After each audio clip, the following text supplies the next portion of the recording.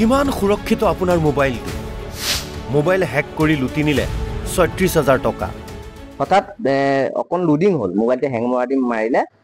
তেওঁলোকক কৈ আছো মই যে মোৰ মোবাইলটো হেং মাৰিছে বোলে একো নহয় আপুনি ৱেইট কৰক এই ৱেইট কৰি থাকোঁতে মোলৈ টেক্সট মেছেজ আহিছে মোৰ পৰা পইচা মানে কথাটো দেখাই আছে 10,000 সামথিং এবাৰ 4,000 সামথিং এনেকে মেছেজবোৰ আহি আছে তেতিয়া মই লগে লগে তেওঁলোকে মোৰতো পইচা কাটিছে তেওঁলোকে ফোনটো কাটি দিলে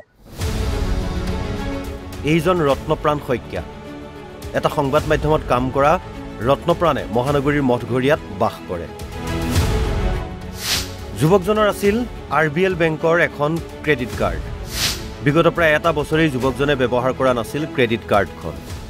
মোৰ RBL আৰু বাজাজৰ টাইপৰ এখন ক্ৰেডিট কাৰ্ড আছিলে আজি 8 বছৰ আগতে লোৱা সেইখন মই ব্যৱহাৰ কৰা নাছিল এক্টিভ কৰি থৈছিল আৰু সিমানলৈ ঠিকেই আছিল তাৰ মাজতেই ৰত্নপ্ৰাণলৈ এটা ফোন কল আহে আপুনি ক্ৰেডিট কাৰ্ড ব্যৱহাৰ নকৰিলেও বছৰি ২৪০০ টকা চাৰ্জ ভৰিব লাগিব গতিকে আপুনি এই চাৰ্জটো দিবনে কাৰ্ডখন বন্ধ কৰিব ব্যৱহাৰ কৰা নাই যেহেতু সিদিনা মোলৈ এটা ফোন আহিলে ফোনটোত ক'লে যে আপুনি এখন ব্যৱহাৰ কৰা নাই বছৰি আপোনাৰ ২৪০০ টকা এটা চাৰ্জ কাটিব গতিকে আপুনি কি কৰিব চাৰ্জটো কটাবনে এখন বন্ধ কৰাই দিব বোলো কাৰ্ডখন বন্ধ কৰাই দিম আৰু সেয়াই কাল হ'ল যুৱকজনৰ বাবে মোবাইল হ্যাক কৰি যুৱকজনৰ ক্ৰেডিট কাৰ্ডৰ পৰা সাইবাৰ অপৰাধী লৈ গ'ল ৩৬,০০০ টকা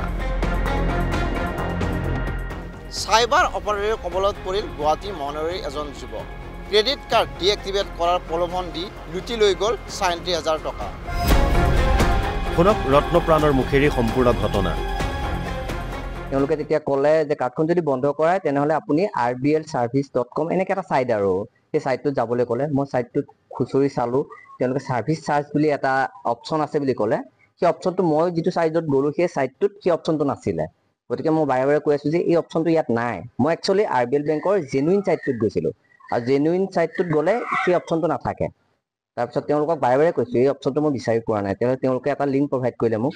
সেইটোত ক্লিক কৰোঁতে ছাৰ্ভিচ চাৰ্জ বুলি সেই অপশ্যনটো পালোঁ তাত ক্লিক কৰিলোঁ ক্লিক কৰাৰ পিছত তাত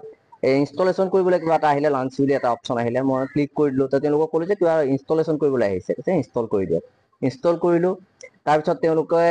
ক'লে যে আপুনি CVV নাম্বাৰ কাৰ্ড নম্বৰ এইখিনি এণ্ট্ৰি কৰক মই ভাবিলোঁ প্ৰথমবাৰ যেতিয়া কাৰ্ডখন মই এক্টিভ কৰিবলৈ এইখিনি ভৰাইছিলোঁ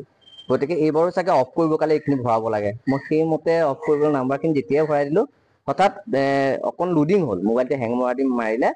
তেওঁলোকক কৈ আছো মই যে মোৰ মোবাইলটো হেং মাৰিছে বোলে একো নহয় আপুনি ৱেইট কৰক এই ৱেইট কৰি থাকোঁতে মোলৈ টেক্সট মেছেজ আহিছে মোৰ পৰা পইচা মানে কথাটো দেখাই আছে 10,000 সামথিং এবাৰ 4,000 সামথিং এনেকে মেছেজবোৰ আহি আছে তেতিয়া মই লগে লগে তেওঁলোকে মোৰতো পইচা কাটিছে তেওঁলোকে ফোনটো কাটি দিলে যেতিয়া মোৰ পইচাখিনি কাটিলে মই লগে লগে কাৰ্ডখনৰ বেক চাইডে থকা কাষ্টমাৰ কেয়াৰত ফোন কৰিবলৈ যত্ন কৰিলোঁ আৰু ফোন কৰিবলৈ ট্ৰাই কৰি থাকোঁতে তেওঁলোকৰ কিছুমান ক্ৰাইটেৰিয়া থাকে যে 1 দবাওক যদি অসমীয়াত কথা পাতে 2 দবাওক যদি ইংলিছ সেইখিনি কৰি থাকোঁতে মোৰ পৰা পইচা অলৰেডি কাটি আছে ৰত্নপ্ৰাণ শইকীয়াই সাইবাৰ ক্ৰাইমৰ ওচৰত গোচৰ পঞ্জীয়ন কৰিছে যদিও পুনৰ ঘূৰাই পাবনে হেৰুৱা ধন গতিকে সাৱধান হওক সতৰ্ক হওক অন্যথা বিপদত পৰিব পাৰে আপুনি জিতুমণি ডেকাৰ ৰিপৰ্ট NB নিউজ